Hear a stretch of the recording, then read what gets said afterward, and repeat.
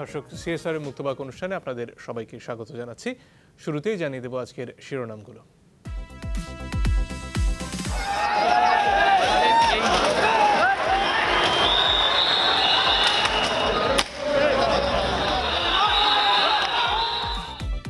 বাধার মুখেই গুড়িয়ে দেয়া হলো গুলিস্তানের ৩০০ অবৈধ দোকান। ধাওয়া পাল্টা ধাওয়ায় দিনভর উত্তেজনা।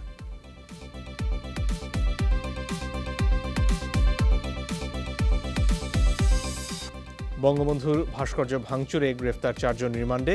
সাম্প্রদায়িক গোষ্ঠীকে প্রতিহতের হুঁশিয়ারি কাদেরের। সরকারের সাথে বসতে চায় হেফাজত। দেশে বদলাচ্ছে করোনার উপসর্গ।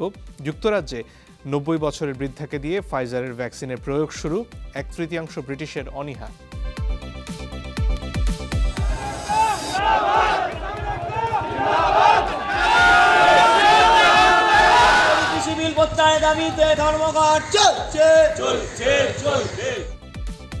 কৃষক ধর্মঘটে অচল ভারত। সড়ক রেলপথে স্থবিরতা। পশ্চিমবঙ্গে মোদির কুশপুত্তলিকা দাহ।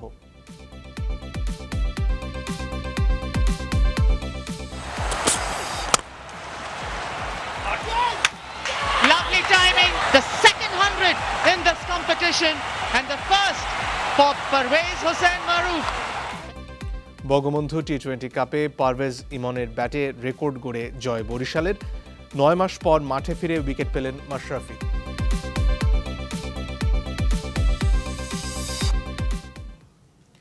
দর্শক, সিএসআর মুক্তবাক অনুষ্ঠানে আপনাদের সাথে আছি আমি মনজুর আল মতিন। এই সময় রাজনীতি নিয়ে আমরা কথা বলব। বেশ কতগুলো বিষয় এখানে ঘুরপাক খাচ্ছে। গত কদিন ধরে আমরা কথা বলছি ভাস্কর্য সংক্রান্ত যে বিরোধ চলছে সেটি নিয়ে, সেখানেও আমাদের আলোচনা খানিকটা থাকবে। এর পাশাপাশি আরও কতগুলো আন্দোলন হয়তো এই আন্দোলনের ভিড়ে অনেকের চোখে পড়ছে না। তার মধ্যে কিছু মাদ্রাসার শিক্ষক আন্দোলন করছিলেন, তাজরিন গার্মেন্টসের আহত কিছু শ্রমিক আন্দোলন করছিলেন, তারা প্রেস ক্লাবের সামনে বেশ কদিন ধরে ছিলেন। তাদেরকে অবশ্য ভোর রাতের দিকে পুলিশ উঠিয়ে দিয়েছে। এই সব মিলে যেসব আন্দোলন এই সময়ে চলছে এবং রাজনীতির বিভিন্ন খেলা চলছে সে নিয়ে আজকে আমরা কথা বলতে চাই। ৩ জন সম্মানিত অতিথি যুক্ত হয়েছেন আমাদের সাথে। আছেন জনাব শাবান মাহমুদ, তিনি মহাসচিব বিএসইউজে। আছেন জনাব ইলিয়াস খান, তিনি সিনিয়র সাংবাদিক। এছাড়াও সরাসরি আমাদের সাথে যুক্ত হয়েছেন জনাব সাইফুল হক, তিনি সাধারণ সম্পাদক বিপ্লবী ওয়ার্কার্স পার্টি। আপনাদের সবাইকেই স্বাগত আমাদের অনুষ্ঠানে। দর্শক, শুরুতেই ভাস্কর্যের বিষয়ে যে প্রতিবাদ চলছে সে নিয়ে একটা প্রতিবেদন আমরা দেখে নেব। ভাস্কর্য ইস্যুতে রাজপথে আওয়ামী লীগ ও সহযোগী সংগঠন। রাজধানীর মতিঝিলে মানববন্ধন করে বঙ্গবন্ধু পরিষদ। বক্তাদের অভিযোগ, বঙ্গবন্ধুর জন্মশতবার্ষিকীকে বিতর্কিত করতেই বিজয়ের মাসে ভাস্কর্য নিয়ে প্রশ্ন তোলা হচ্ছে। তেজগাঁওয়ের বিক্ষোভ মিছিল থেকে হেফাজতের আমির জুনায়েদ বাবুনগরী, মামুনুল হক, সৈয়দ মোহাম্মদ রেজাউল করিমের নাগরিকত্ব বাতিলের দাবি তোলেন নেতাকর্মীরা। বাবুনগরী সহ যারা বঙ্গবন্ধুর মোরাল ভাঙার ব্যাপারে জড়িত, আমরা তাদের এই বাংলাদেশ থেকে নাগরিকত্ব বাতিল চাই। এই জঙ্গি মৌলবাদী গোষ্ঠী এবং এই যারা ভাস্কর্য ভেঙেছে তাদের মূল হোতাকে বের করে দৃষ্টান্তমূলক শাস্তি আহ্বান করছি। যারা এই ষড়যন্ত্রে আছে তাদেরকে এক্ষুনি বিচারের ব্যবস্থা করে। মাঠে নেমেছে শিক্ষক সমাজও। ভাঙচুরের ঘটনায় জড়িতদের শাস্তির দাবি জানায় জাহাঙ্গীরনগর বিশ্ববিদ্যালয়ে বঙ্গবন্ধু শিক্ষক পরিষদ ও রাজশাহী বিশ্ববিদ্যালয়ে ছাত্র শিক্ষক কর্মচারী ঐক্যমঞ্চ। মানববন্ধন করেছে বঙ্গবন্ধু শেখ মুজিব মেডিকেল বিশ্ববিদ্যালয়ও। সাম্প্রদায়িক কোনো গোষ্ঠীকে মাথা তুলে দাঁড়াতে দেয়া হবে না। সকালে সচিবালয়ে এমন হুঁশিয়ারি দিয়েছেন আওয়ামী লীগ সাধারণ সম্পাদক ওবায়দুল কাদের। এখনো ষড়যন্ত্র চলছে, অতীতে অনেক ষড়যন্ত্র হয়েছে ইতিহাস বিকৃতি। এবারও হঠাৎ করে বঙ্গবন্ধুর ভাস্কর্য নিয়ে দেশে অস্থিতিশীলতা তৈরি অপপ্রয়াস যারা করছে তাদের জাতীয় এবং জনস্বার্থে কঠোর হস্তে দমন করা হবে। কর্মসূচি পালিত হয়েছে বিভিন্ন জেলাতেও। কুমিল্লায় মানববন্ধনে মুক্তিযোদ্ধা সংসদের নেতারা বলেন, বঙ্গবন্ধুর ভাস্কর্য ভাঙচুর স্বাধীনতা ও সার্বভৌমত্বের ওপর হস্তক্ষেপ। স্বপ্নিল শাহরিয়ার। শুরুতেই জনাব সাইফুল হক, আপনার কাছে আসতে চাই। এই যে আন্দোলন আমরা দেখছি দেশ জুড়ে, সে প্রসঙ্গে আজকে অবশ্য মির্জা ফখরুলও কথা বলেছেন, বিএনপির অবস্থানও জানিয়েছেন। আপনার কাছে আসার আগে তার বক্তব্যটাও একটু শুনে নেব। বর্তমান সরকার উস্কে দিচ্ছে মৌলবাদকে, কারণ ওটাতে তাদের রাজনৈতিক ফায়দা লুটতে পারে। বিএনপির ঘাড়ে দোষ চাপিয়ে বিএনপিকে বিরোধী দলকে একটা নিঃশেষ করা, নিশ্চিত করার একটা ছুতা খুঁজে বের করে। This is their dirty politics, এবং সেটা দেশের ক্ষতি করছে। মৌলবাদের সবচেয়ে উত্থান কখন হয়েছে? এই আওয়ামী লীগ আমলে হয়েছে। জনাব হক, এই কদিন আগের কতগুলো আন্দোলনের কথা যদি আপনি মনে করেন, পাটকল শ্রমিকদের আন্দোলন সেখানে ছিল, তাদের সে আন্দোলনের কি দশা হয়েছিল, কাদেরকে গ্রেফতার করা হয়েছিল নিশ্চয়ই আপনার মনে আছে। একটু আগে যে শিক্ষক এবং শ্রমিকদের কথা বলছিলাম যারা প্রেস ক্লাবে ছিলেন, তারা বলছিলেন ভোর রাতের দিকে তাদের সেখানে পুলিশ আসে, প্রথমে পানি মারা হয়, তারপর লাঠিচার্জ করা হয়, এবং পুলিশকে যখন জিজ্ঞেস করা হয়েছিল তারা বলেছেন ঊর্ধ্বতন কর্তৃপক্ষের নির্দেশেই তারা তাদেরকে সরিয়ে দিয়েছেন। এর পাশাপাশি আওয়ামী লীগের তরফ থেকে এছাড়াও এই ভাস্কর্য ইস্যুকে কেন্দ্র করে যারা ভাস্কর্যকে সমর্থন করছেন তাদের প্রতিবাদ আমরা দেখছি। এক্ষেত্রে প্রতিবাদের ক্ষেত্রে কি সরকারের দু ধরনের দৃষ্টিভঙ্গি আপনার চোখে পড়ে? জি, আপনাকে ধন্যবাদ, এবং আজকে যারা আলোচনায় যুক্ত হয়েছেন আমাদের সাংবাদিক বন্ধুদেরকে ধন্যবাদ জানাই। যারা দেখছেন দর্শক, আমি তাদেরকেও শুভেচ্ছা জানাই। যেটা আপনি উল্লেখ করছিলেন যে আমরা গতকাল ভোর রাতে আপনি দেখেছেন যে প্রায় 80 দিনের উপরে তাজরিনের যে আহত শ্রমিকরা ছিল, তারা তাদের ক্ষতিপূরণের দাবিতে তারা যে আহত হয়েছেন সেই দাবিতে তারা জীবন বিপন্ন করে প্রেস ক্লাবের সামনে তারা রাত দিন তারা অবস্থান করছিলেন। পাশাপাশি এর কদিন আগে থেকে A1 যে গার্মেন্টস, সে গার্মেন্টসের বকেয়া বেতন এবং ভাতার দাবিতে তারাও সেখানে অবস্থান করছিলেন। ভোর 4টা, 4:30টার দিকে পুলিশ যেভাবে অ্যাকশন নিয়েছে, জবরদস্তি করে, লাঠিচার্জ করে, পিটিয়ে তাদেরকে যেভাবে সেখান থেকে উচ্ছেদ করেছে, এটা নিশ্চয়ই আপনার গণমাধ্যম এটা প্রকাশ করেছে। খুবই অনবিক, খুবই বর্বর এবং অত্যন্ত নিষ্ঠুরভাবে এই ক্ষুধার্ত আহত শ্রমিক এবং তাদের পরিবারকে যেভাবে উচ্ছেদ করা হয়েছে, এটার নিন্দা জানানোর আমাদের ভাষা নেই। একইভাবে আপনি খেয়াল করবেন, ওখানে এমনকি শিক্ষকরাও সেখানে ছিলেন যারাও দাবিতে আন্দোলন করেছিলেন, তাদেরকে একইভাবে তাদেরকে উচ্ছেদ করা হয়েছে। এসব ব্যাপারে বল প্রয়োগ নিশ্চয়ই সমাধান না, এবং তারা তাদের সুনির্দিষ্ট দাবি ছিল তাদের আহতের ক্ষতিপূরক, পরিবারগুলোর পুনর্বাসন এবং তাদের উপযুক্ত তাদের যে চিকিৎসা। একই সাথে A1 গার্মেন্টসের যেটা এবং অসংখ্য গার্মেন্টসের মতো তাদের বকেয়া বেতন ভাতার দাবি।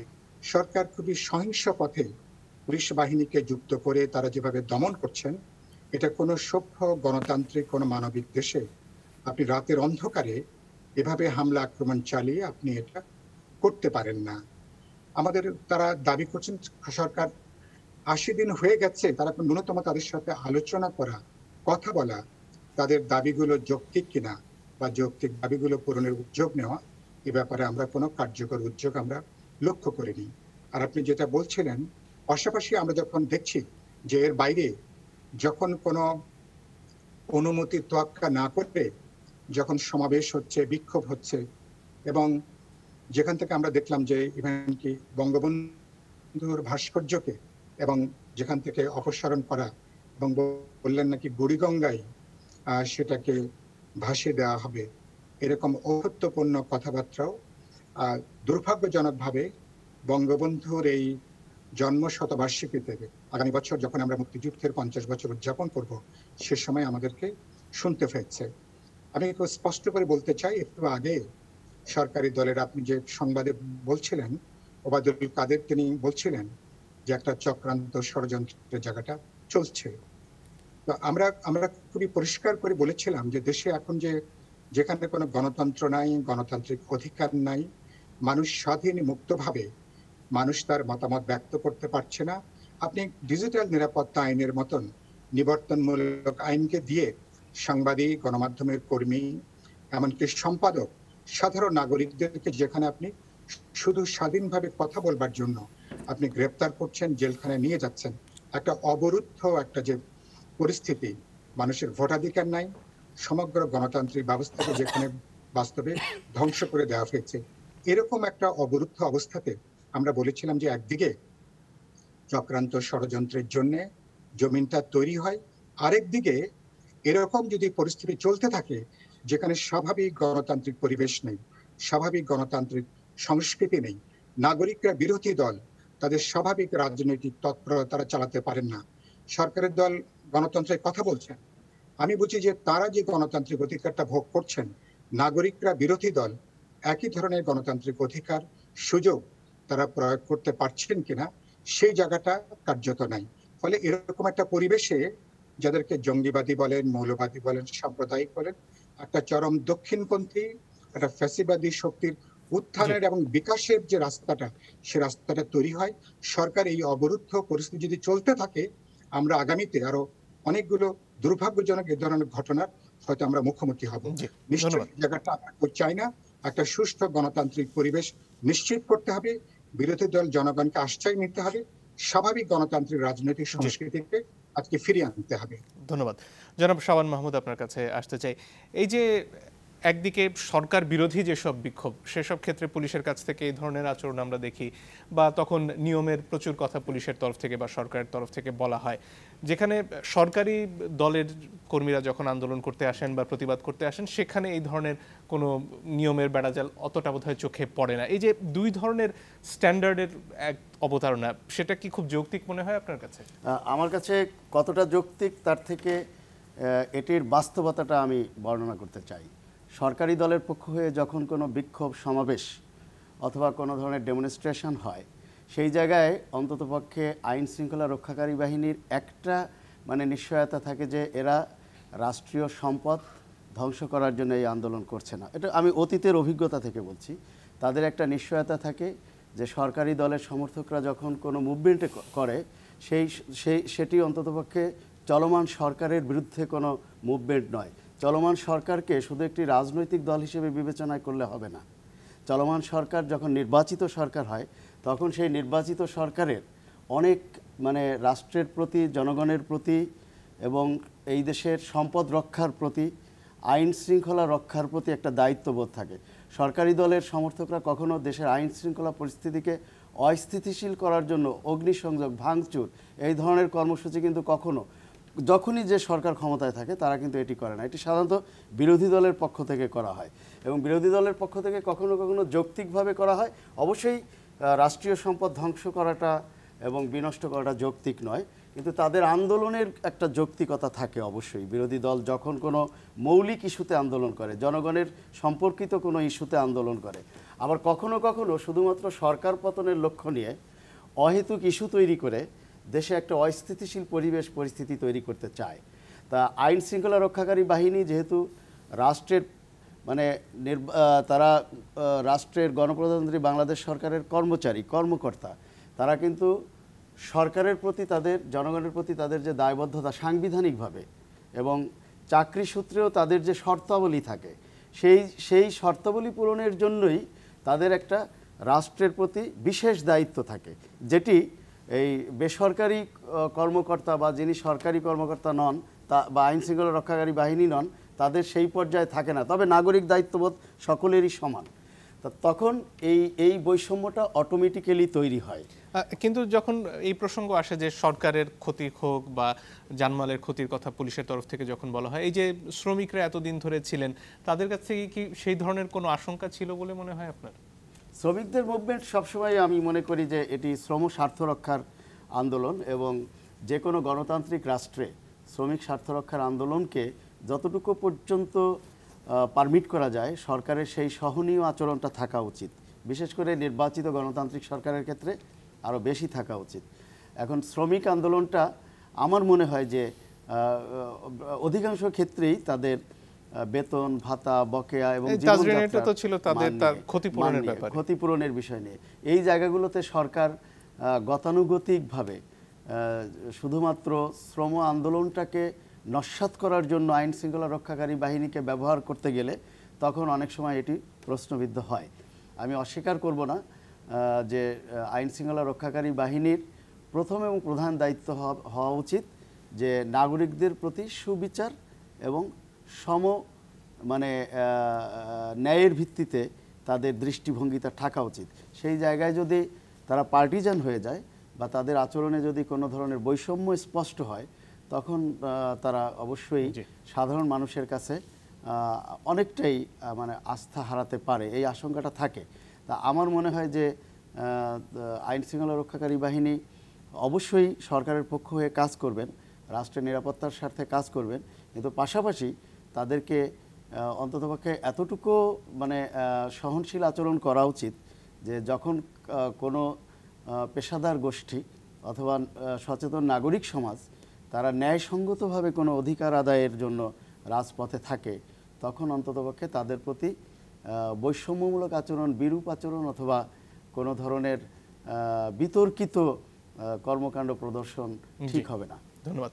জনাব খান, আপনার কাছে আসি। তাহলে কি আইনটা এমন হওয়া উচিত যে সরকার বিরোধী যে কোনো আন্দোলনের ক্ষেত্রে আগে পুলিশের অনুমতি নিতে হবে, এবং সরকারি দলের কেউ যদি আন্দোলন করেন, যেহেতু তারা সরকারের কোনো ক্ষতি সাধন করতে চান না, তাই তাদের ক্ষেত্রে অনুমতির প্রয়োজন হবে না? এটা কি স্পষ্ট করে বলে দেওয়া যায়? না, ক্ষতি সাধন হবে না। যেমন শিক্ষকরা আন্দোলন করেছেন, আমি এবং আমার বন্ধু শাবানুর তিনিও দেখেছেন, দীর্ঘদিন তারা প্রেস ক্লাবের সামনে ছিল। তারা তো কোনো অনিষ্টকর কোনো কাজ করে না বা করার সম্ভাবনাও ছিল না। শ্রমিকদের কথা বললেন, তাদের অধিকারের জন্য তারা আন্দোলন করে, তারা কোনো কিছু ভাঙচুর বা কোনো কিছু করেনি।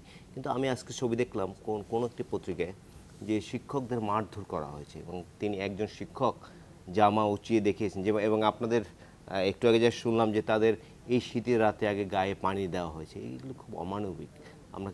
আমরা কিন্তু যদি চিন্তা করি যে যারা আন্দোলন করেছেন খুব স্বল্প বেতনের দাবিতে তারা আন্দোলন করেছে, তারা নিয়মিত বেতন পাচ্ছেন না, সেক্ষেত্রে এভাবে উঠিয়ে দেওয়া। এবং যতদূর আমরা জেনেছি, আমি কথা বলেছি দুই একজন শিক্ষকের সঙ্গে যারা ওখানে ছিলেন, সরকার কোনো প্রকার নেগোশিয়েট করার বা তাদের দাবি দেওয়া কী এটি কিন্তু বোঝারও বা জানার জন্য আগ্রহ প্রকাশ করেনি। এটি খুব দুর্ভাগ্যজনক। এবং সারা দেশ থেকে কিন্তু শিক্ষকরা এসেছিল। এই শিক্ষকদের দাবি দেওয়ার যে তাদের যে দাবিগুলো ছিল এগুলো যে কেউ শুনবে সেই উদ্যোগ নেয়নি। তো এরা খুব কি বলা যায় যে তারা কোন ইউনিভার্সিটি বা কলেজের শিক্ষক না।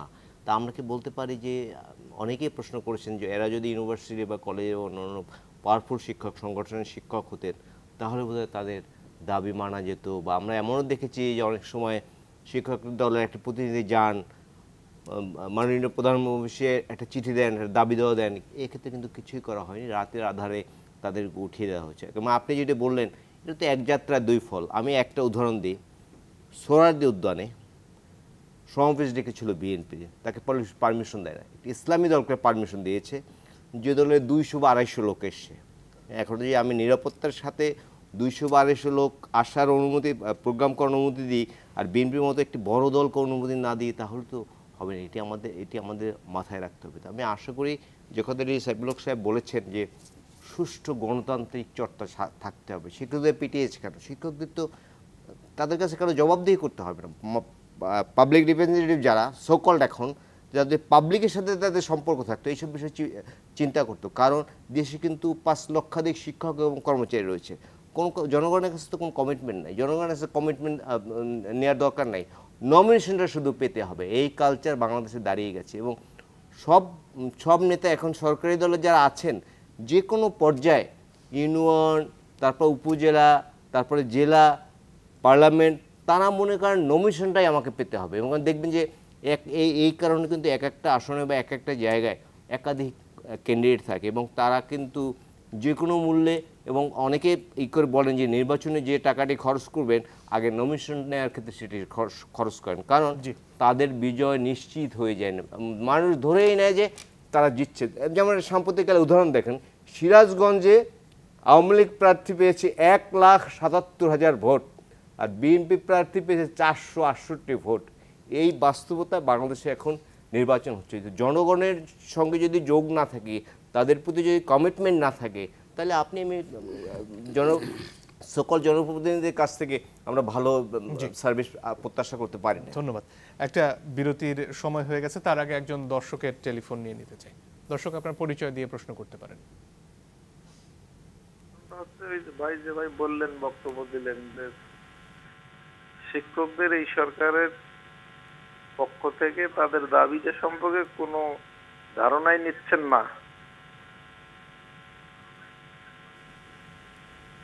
আমার কথা হইল যে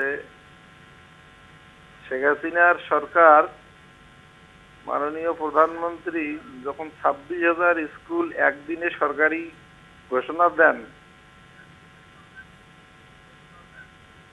সেই সরকারকে আবার উনি যদি বলেন যে এই সরকার শিক্ষকদের কোনো মূল্যায়ন করতেছেন না, না আমি এটা বলিনি, এ ব্যাপারে উনি কি বলবেন?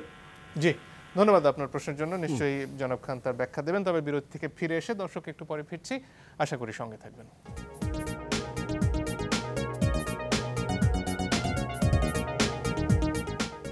দর্শক আপনারা দেখছেন সিএসআর মুক্তবাক। সাইফুল হক, আপনার কাছে আবারও ফিরে আসি। সমসাময়িক আন্দোলন নিয়ে কথা হচ্ছিল, যেহেতু এর পেছনে গত কদিন আগের পাটকল শ্রমিকদের আন্দোলন আমরা দেখেছি। এই মুহূর্তে চিনিকল বন্ধ হয়ে যাচ্ছে এবং সরকারের তরফ থেকে এক ধরনের আশ্বাস দেওয়া হয়েছে যে যাদের চাকরি চলে যাচ্ছে তাদেরকে অন্যান্য চিনিকলে নিয়ে যাওয়া হবে এবং তাদের খুব বেশি সমস্যার মুখে পড়তে হবে না। যাদের কাছ থেকে আখ কেনা হতো সেই চাষিদেরও ব্যবস্থা হবে বলা হচ্ছে। এটা কি বাস্তব মনে হয় আপনার কাছে? জি, আপনি খুবই একটা গুরুত্বপূর্ণ প্রশ্ন আপনি উত্থাপন করেছেন। এই করোনার দুর্যোগের মধ্যে 25টা রাষ্ট্রায়ত্ত পাটকলকে যেভাবে বলতে পারেন অনেকটা চোরাগোপ্তা কায়দায় যেভাবে বন্ধ করে দেওয়া হলো, স্থায়ী অস্থায়ী মিলে 50,000-এর উপরে শ্রমিককে যখন খাদ্য কাজের সংকট যখন খুবই মারাত্মক, তখন যেভাবে তাদেরকে চাকরির বাইরে নিয়ে যাওয়া হলো, এটা জনগণের প্রতি দায়বদ্ধ সংবেদনশীল যে সরকারের জবাবদিহিতা থাকে, এরকম কোন সরকার এরকম একটা দুর্যোগকালীন সময়ে এরকম আচরণ করতে পারে না। এটাকে প্রতিবাদ করতে যেয়ে, আলোচনা করতে যেয়ে রাষ্ট্রের সম্পত্তি যাতে রাষ্ট্রের হাতে থাকে, সেজন্য পাটকল শ্রমিকরা, আমরা বাম গণতান্ত্রিক জোট থেকে সমাজে নানা অংশে মিলে আমরা যে আন্দোলন সংগ্রাম করেছি, আপনি উল্লেখ করেছেন, সে আন্দোলনও যেভাবে গ্রেপ্তার করা হয়েছে, লাঠিচার্জ করা হয়েছে এবং তাদেরকে অনেকে হাসপাতালে পর্যন্ত যেতে হয়েছে, এটা অত্যন্ত দুর্ভাগ্যজনক। এটা এই রেশ কাটতে না কাটতে, যেটা আপনি উল্লেখ করলেন, এখন আখের ভরা মৌসুম, চিনিকলগুলো মাত্র এখন চালু হবে, মানে আগামী কয়েকদিনের মধ্যে অনেকগুলো চিনিকল চালু হবে। এরকম একটা সময়কালে 6টা চিনিকলকে যেভাবে বন্ধ করে দেওয়া হয়েছে, এটাও বলতে পারেন যে এটা একেবারে এটা আমলাতান্ত্রিক সিদ্ধান্তের জায়গা থেকে। কারণ এই চিনিকলগুলোকে কেন্দ্র করে যে আখ চাষিরা, যারা আখ চাষ যারা করেছেন, তারা এখন কোথায় যাবেন? তারা এখন আর্থিকভাবে তারা ক্ষতিগ্রস্ত হবেন এবং এটার রেশ কিন্তু আগামী কয়েক বছর তাদের জন্য যাবে। ফলে এই খাতে পুরো পাটকলের মতন চিনি এবং শিল্পেও এখানকার চুরি, দুর্নীতি, অনিয়ম, অব্যবস্থাপনার দায়ভারের জন্য সাধারণ কৃষকরা, আখ চাষিরা, সাধারণ শ্রমিকরা কেন তার দায়িত্বটা নেবে? আর যেটা সরকার থেকে যেটা বলা হয়েছে যে শ্রমিকদেরকে অন্য চিনিকলে তাদেরকে অন্তর্ভুক্ত করা হবে, এটার বাস্তবে কোনো বাস্তবতা নাই এটা। কারণ ইতিমধ্যেই যে চিনিকলগুলো আছে, আপনি জানেন যে সেগুলো ঠিক মতন চলছে না, যেটা আমরা উল্লেখ করেছি। এই খাতে আপনি পুরো পাটকলে যেমনটি হয়েছে যে আপনি এটা পরিকল্পিতভাবে রাষ্ট্রায়ত্ত খাতগুলোকে লোকসানি খাত হিসাবে এটাকে দেখানো হচ্ছে। আমি পাটকলের ক্ষেত্রে আপনাকে বলতে পারি, বিশেষ করে কাঁচা পাট যখন কেনা হয় সুলভ মূল্যে কৃষকদের কাছ থেকে না কিনে এমন সময় কেনা হয় যখন পাট আর সাধারণ কৃষকদের কাছে থাকে না, 2 গুণ 3 গুণ 4 গুণ মূল্যে কেনা হয়। এরকম অনেকগুলো ব্যবস্থাপনা, কেনাকাটার ক্ষেত্রে চূড়ান্ত যে দুর্নীতি, অনিয়ম, এবং আজ পর্যন্ত বিজেএমসি সহ কোনো কর্মকর্তাকে আইনের আওতায় আনা, জবাবদিহিতে আনা, গ্রেপ্তার করা, শাস্তিমূলক ব্যবস্থা কোনো কিছু এ পর্যন্ত হয়নি। একই ধারা কিন্তু আমরা এখন লক্ষ্য করেছি, এগুলোকে বিএমআরই করা যেতে পারতো, এগুলোকে আধুনিকীকরণ করে আমাদের এগুলো রাষ্ট্রায়ত্ত সম্পদের অর্থ কি? এটা হচ্ছে জনগণের সম্পদ, এটা হচ্ছে দেশের মালিক, জনগণ মালিক। এক্ষেত্রে আমি মনে করি সরকারের একেবারে আমলাতান্ত্রিক জায়গা থেকে, ফলে যে সুষ্ঠু পরিকল্পনা, উদ্যোগ দরকার, পাট চাষি এবং আখ চাষিদের সঙ্গে আলাপ আলোচনা করে স্বল্প মেয়াদী, দীর্ঘমেয়াদী এগুলোকে রক্ষা করবার জন্য আধুনিকীকরণ করে লাভজনক করার মতো পর্যায়ে আমি মনে করি এখন পর্যন্ত সেটা আছে। দুর্ভাগ্যজনকভাবে অদূরদর্শী একের পর এক গণবিরোধী, অদূরদর্শী আমলাতান্ত্রিক সিদ্ধান্তের জন্য রাষ্ট্রায়ত্তের কাছে কৃত্রিমভাবে লোকসান দেখিয়ে আজকে পুরোপুরি এগুলোকে বন্ধ করে দেওয়া হচ্ছে। এটা কোনো দেশপ্রেমিক কোন সরকার, জনগণ দায়বদ্ধ কোন সরকার এ ধরনের আচরণ করতে পারে না। আমি একটা বাক্য শেষ করি, ইতিমধ্যে এগুলো নিয়ে সমগ্র চিনিকলের কৃষকরা, শ্রমিকরা তারা বিক্ষুব্ধ, তারা সমাবেশ করছেন, আন্দোলন করছেন, স্থানীয় সাংসদের বাড়িও তারা ঘেরাও করছেন। ফলে আমি দেখছি সরকার একের পর এক এরকম একটা দুর্যোগের সময় সরকার একের পর এক এমন সিদ্ধান্ত নিচ্ছেন যেগুলো আত্মঘাতী, যেগুলো আমাদের শিল্পের ব্যাপারে শ্রমিকদের পুরোপুরি স্বার্থের বিরুদ্ধে যাচ্ছে। আমরা মনে করি সরকারের বোধোদয় হবে, এই জায়গা থেকে সরকার সরে আসবেন, জাতীয় শিল্প দেশের শিল্প বাঁচানোর জন্য আমরা একটা সম্মিলিত কার্যকর উদ্যোগ। ধন্যবাদ। জনাব শাবান মাহমুদ, আপনার কাছে এই প্রসঙ্গে আসতে চাচ্ছিলাম, নিশ্চয়ই ছবিগুলো আপনার চোখে পড়েছে, বিভিন্ন গণমাধ্যমে এসেছেন যে পাটকল শ্রমিকরা তাদের বহুদিনের ঘর বাড়ি একেবারে নিজেরাই খুলে টুলে নিয়ে চলে যাচ্ছেন, কারণ বাড়ি তুলে না নিয়ে গেলে তারা ক্ষতিপূরণও পাচ্ছেন না। যে প্রসঙ্গে এইমাত্র জনাব হক বলছিলেন, এই সময়টাই কেন, এই করোনার সময় মানুষ এত দুর্যোগের মধ্যে দিয়ে যাচ্ছে, এই সময় কি পাটকল চিনিকল বন্ধ করা এত জরুরি ছিল? একটি মন্ত্রণালয় বা সরকার যখন কোনো সিদ্ধান্ত গ্রহণ করে তখন সিদ্ধান্ত গ্রহণের ক্ষেত্রে তাৎক্ষণিকভাবে কিন্তু সিদ্ধান্ত গ্রহণ হয় না, এটি একটি প্রক্রিয়ার ভেতর দিয়েই হতে থাকে। এরকম একটি ন্যাচারাল ডিজাস্টার বা এরকম একটি বিপজ্জনক ভাইরাস সারা বিশ্বব্যাপী যে মানে আক্রমণ করবে বিশ্ববাসীকে, এটি তো আর সরকারের জানা ছিল না। সরকার একটি সুচিন্তিত এবং দূরদর্শী সিদ্ধান্তের আলোকেই, সাইফুল ভাই আমার সঙ্গে একমত হবেন না, কারণ তিনি শ্রমিকদের স্বার্থ রক্ষার আন্দোলন সবসময় রক্ষা করার ক্ষেত্রে অগ্রণী ভূমিকা রাখেন। সাইফুল ভাইয়ের নেতৃত্বকে আমি অভিনন্দন জানাই, তার যে সময়োচিত পদক্ষেপগুলো সেগুলো আমি কোনো সমালোচনা করতে চাই না, বরং আমি প্রশংসা করতে চাই। কিন্তু সরকার যে সিদ্ধান্তটি 25টি রাষ্ট্রীয় পাটকলের ক্ষেত্রে নিয়েছে, সেই জায়গাগুলোতে শ্রমিকদের তাৎক্ষণিকভাবে এ ধরনের আপনি বসতবাড়ি বা তাদের নির্মিত বাড়ি তুলে নেওয়ার চিত্র বা দৃশ্যমান যে ঘটনা প্রবাহ আমরা দেখছি, সেটি হয়তো আমাদেরকে আহত করে, অস্বীকার করব না। কিন্তু সরকার তাদেরকে তাদের এ যাবৎকালের মানে কর্মজীবনের পুরো বকেয়া, এটি কিন্তু একটি সুষ্ঠু প্রক্রিয়ার ভেতর দিয়ে বন্টনের উদ্যোগ নিয়েছে, যেটি অতীতে কোনো সরকারের আমলে কিন্তু হয়নি।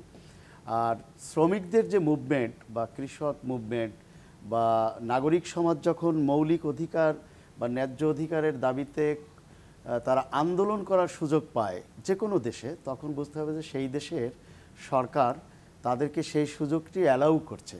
যখন কোনো নির্বাচিত সরকার বা গণতান্ত্রিক সরকার ক্ষমতায় থাকে, তখন নাগরিক সমাজের আন্দোলন সংগ্রাম বা দাবি দেওয়া আদায়ের একটা সুযোগ তৈরি হয়। স্বৈরাচার সরকারগুলোর আমলে কিন্তু এই সুযোগটুকু কিন্তু জনগণ পায় না, যে কারণে আন্দোলন সংগ্রামের এই রূপটাও আমরা দেখি না। আপনি আজকে অনুষ্ঠান শুরু করার আগে যে সংবাদ বুলেটিনে আমরা পার্শ্ববর্তী ভারতের একটি খবর দেখছিলাম যে কৃষক আন্দোলন তারা বন্ধ করছে, তারা অবরোধ করছে। এটিও কিন্তু নিশ্চয়ই মোদী সরকারের ব্যর্থতা নয়। মোদী সরকারের কাছে ভারতের কৃষকদের যে ন্যায্য দাবি, ন্যায়সঙ্গত দাবি, সেই দাবি নিয়ে আন্দোলন করার ক্ষেত্রে তারা বন্ধ করার মতো পরিবেশ পরিস্থিতি পেয়েছে। পুলিশ তো রীতিমতো খড়গহস্ত হয়েছে তাদের উপর, প্রচুর লাঠিচার্জ হয়েছে। এটি যে কোনো দেশে যখন পরিবেশ পরিস্থিতি আইন শৃঙ্খলা রক্ষাকারী বাহিনীর আশঙ্কার জায়গায় চলে আসে, তখন তাদের দায়িত্বের মধ্যে পড়ে। তা আমাদের চিনিকল শ্রমিকদের যে আন্দোলন, সেটি যে অযৌক্তিক আন্দোলন আমি বলবো না, কিন্তু তাদের এই আন্দোলন যে তারা করছে, পরিবেশ পাচ্ছে, আন্দোলনটা যে সরকারের তাদের আওয়াজটা সরকার শুনছে, এটিও কিন্তু একটি সহনশীল আচরণ। আমরা মনে করি যে এর ভেতর দিয়ে নিশ্চয়ই সরকার আন্তরিক হবে, কারণ এই সরকার তো আর জনস্বার্থ বিরোধী সরকার না। এই সরকারের আমলে একজন প্রশ্নকর্তা একটু আগে বলেছিলেন যে 26,000 বেসরকারি বিদ্যালয় একই সঙ্গে একই দিনে বর্তমান মাননীয় প্রধানমন্ত্রী রাষ্ট্রীয়করণ বা সরকারিকরণ ঘোষণা করেছেন। তো এই ধরনের উদাহরণ তো আমরা এই নির্বাচিত সরকারের আমলে, বর্তমান প্রধানমন্ত্রী শেখ হাসিনার সরকারের আমলেই দেখতে পাই। বর্তমান সরকারের আমলেই আমরা দেখতে পাই যে নিজস্ব অর্থায়নে পদ্মা সেতুর মতো একটি সেতু, সেটি প্রায় চূড়ান্ত সম্পন্ন হওয়ার পথে। আপনার এই টেলিভিশনের খুব নিকটেই আমরা একটা দৃষ্টিনন্দন মানে দেখতে পাচ্ছি যে হাতির ঝিল, যেটি আমাদের নাগরিক জীবনে এই ঢাকায় একেবারে অসম্ভব এবং অকল্পনীয় একটি বিষয় ছিল। কাজেই আমরা শুধু এই আন্দোলন দেখছি, অব্যবস্থাপনা দেখছি, শ্রমিকদের অধিকার বঞ্চনার গল্প শুনছি, কিন্তু আমরা যে দেশটা 12 বছরে কতদূর এগিয়ে যাচ্ছি, সেই গল্পটাও যদি পাশাপাশি আসে, তখন একটি সরকারকে আসলে জাজ করা বা কম্পেয়ার করার সুযোগ তৈরি হয়। ধন্যবাদ। জনাব খান, আপনার কাছে ফিরে আসি। যে কথা একটু আগে জনাব হক বলছিলেন যে এই ধরনের সিদ্ধান্ত আমলাতন্ত্র নির্ভর বলে তার কাছে মনে হয়েছে, আপনার কি মনে হয় যে এটি রাজনৈতিক সিদ্ধান্তে এই ধরনের পাটকল বা চিনিকল বন্ধ হচ্ছে, নাকি এখানে আমলাদের যে না, মতামত রাজনৈতিক দলগুলোকে বা যারা ক্ষমতায় থাকেন তাদেরকে তো আমলারা বুঝিয়ে থাকেন। আপনি এটা দেখবেন চিনিকলের কথা, ক্ষতিগ্রস্ত হচ্ছে কারা? যেমন যারা শ্রমিক ছিলেন এবং যারা আখ চাষি ছিলেন তারা কিন্তু গরিব মানুষ, অধিকাংশই গরিব মানুষ। হয়তো এই ধরনের আখ চাষ করে তারা বছরব্যাপী চলতে চায়, বা শ্রমিকরা যে সামান্য টাকা পান সেটি দিয়ে তারা চলতে চান। তা আমি বলবো বিশেষ করে সরকারি সবগুলো কিন্তু বন্ধ হচ্ছে, because it's management problem. Management ঠিকভাবে হ্যান্ডেল করতে পারে না। যেমন সাবিলক ভাই বললেন যে পাট যখন দাম থাকে 1 টাকা তখন কেনা হয় না, যখন দাম হয় 3 টাকা তখন পাট কেনা হয়।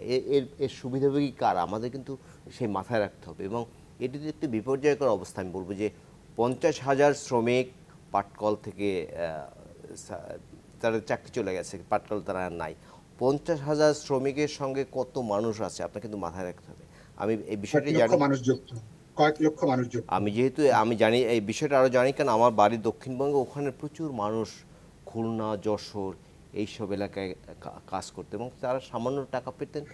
অনেকেই কপর্দকহীন শূন্য অবস্থায় বাড়ি ফিরে এসেছেন এবং অনেকেই মানবতার জীবনযাপন করছে। তাই এটি তো, এবং শ্যামলমন্ত্রী সাহেব বললেন যে এটি দীর্ঘদিনের প্রক্রিয়ার পর বন্ধ করা হয়, সরকার অ্যাসেসমেন্ট করে যে কার কি আছে, কিন্তু এটি কিন্তু মাথায় রাখতে হবে। অনেক মনে করুন পাটকল অবস্থা ভালো না, সেটি তো পরেও বন্ধ করা যেত। এখন যে প্যান্ডামিক অবস্থা, কার কোনো ইনকামের কিন্তু রাস্তা নাই, খুব অনেক মানুষ দারিদ্র্য সীমার নিচে বেড়ে গেছে। এবং শুধু দরিদ্র মানুষ না, ঢাকায় যে মিডল ক্লাস তারাও কিন্তু ঠিকভাবে চলতে পারছে না। পুরো ইকোনমি একটা, এর জন্য তো আর সরকার দায়ী না। না, আমি সেটাই বলছি যে এই যে প্যান্ডামিক হলো, এই তার শ্রমিকটির শেষ ইনকামটি বন্ধ হয়ে গেল, তিনি যে ইনকামটা করতেন সেটাও বন্ধ হয়ে গেল।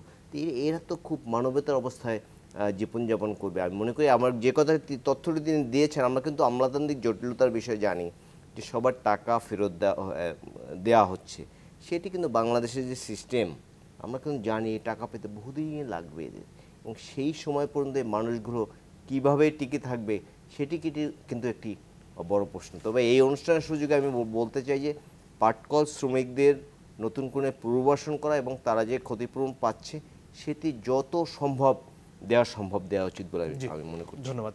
আরও একটা বিরতির সময় হয়ে গেছে দর্শক, একটু পরে ফিরে আসছি, সঙ্গে থাকবেন আশা করি।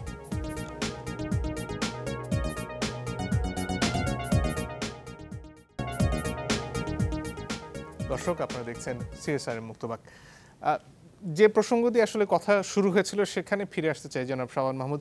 এই যে ভাস্কর্য নিয়ে যে গোলযোগটা তৈরি করা হলো, তার শক্তির কেন্দ্র বোধহয় মাদ্রাসার ছাত্ররা, এবং যখন হেফাজতের সাথে এক ধরনের মৈত্রীতে গেল সরকার, তখন অনেকে আশা করেছিলেন যে মাদ্রাসার ছাত্রদের মধ্যে আসলে মূলধারার যে চেতনা সেটা সৃষ্টি করা যাবে। সেদিকে কতদূর এগোলাম আমরা? এই একটি ঘটনা দিয়ে তাদেরকে আমি মূল্যায়ন করতে চাই না। মাননীয় প্রধানমন্ত্রী শেখ হাসিনা তিনি কিন্তু এই ইসলামী শিক্ষায় যে এক ধরনের আমাদের প্রচলিত ধারণা ছিল সেটি ভেঙে দেওয়ার জন্য, বিজ্ঞান মনস্ক হিসেবে এই ছাত্রদের তৈরি করার জন্য তিনি কিন্তু আমাদের যে জেনারেল এডুকেশন তার সঙ্গে কিন্তু এই ইসলামী এডুকেশনের একটা আমি মনে করি যে এক ধরনের সিমিলারিটি বা কাছাকাছি জায়গায় নিয়ে আসা হয়েছে। তারা বিশ্ববিদ্যালয়ে ভর্তির সুযোগ পাচ্ছে, তারা মাস্টার্স ডিগ্রির মর্যাদা পাচ্ছে, এবং চাকরিতে জয়েনের ক্ষেত্রেও প্রায় ইকুয়াল মর্যাদায় তারা চলে আসছে। এটি শেখ হাসিনার বা বর্তমান প্রধানমন্ত্রীর আমি মনে করি একটি দূরদর্শী সিদ্ধান্ত। আমি অবশ্যই বিশ্বাস করি যে তাদেরকে এখন যে শিক্ষায় শিক্ষিত করার উদ্যোগ সরকার নিয়েছে, এটি তাৎক্ষণিকভাবে তার কোনো ইম্প্যাক্ট হয়তো আমরা পাচ্ছি না, কিন্তু এটার একটা লং টার্ম এফেক্টিভিটি আছে। আমি বিশ্বাস করি যে ধীরে ধীরে তারা অন্ততপক্ষে এই ইসলামী শিক্ষার অর্থই যে শুধু ধর্মান্ধতার মধ্যে ডুবে থাকা তা নয়, তারা বিশ্বকে চিনবে, তারা তাদের শিক্ষা দিয়ে এই সমাজকে আলোকিত করার যে উদ্যোগ, তারা এই সামাজিকভাবে নিজেদেরকে প্রতিষ্ঠিত করার জন্য যে এক্সট্রা কারিকুলাম অ্যাক্টিভিটিস তার সঙ্গে কিন্তু তারা ইনভলভ হবে, এটি আমি বিশ্বাস করি। এবং তারা বিজ্ঞানের প্রতি আগ্রহী হবে, তারা ডিজিটাল যুগের প্রতি আগ্রহী হবে, এবং ডেফিনেটলি তারা যে মৌলবাদ জঙ্গিবাদের যে অভিশাপ তাদেরকে ঘিরে জড়ানো হয়, একটা ডার্ক সাইডে যে তারা আছে সেখান থেকে তারা এনলাইটেন্ড হবে আমি বিশ্বাস করি। এবং সেই জন্য প্রশিক্ষণ বা শিক্ষকদের ক্ষেত্রে সরকারের একটি বিশেষ নজর দেওয়া দরকার। তবে বঙ্গবন্ধুকে ভাস্কর্যে যে উদ্দেশ্যে আঘাত করা হয়েছে রাতের অন্ধকারে কাপুরুষিতভাবে, আমি মনে করি না যে এই উদ্দেশ্য বা এই অসৎ উদ্দেশ্য বা এই গভীর ষড়যন্ত্র কোনোভাবেই বাংলাদেশে সফল হবে। কারণ 1975 সালের 15ই আগস্ট সর্বকালের সর্বশ্রেষ্ঠ বাঙালি জাতির পিতা বঙ্গবন্ধু শেখ মুজিবুর রহমানকে প্রায় সপরিবারে হত্যা করা হয়েছে, কিন্তু তাদের হত্যা করার ভেতর দিয়ে তাদের যে অসৎ উদ্দেশ্য ছিল সেটি কিন্তু বাস্তবায়ন হয়নি।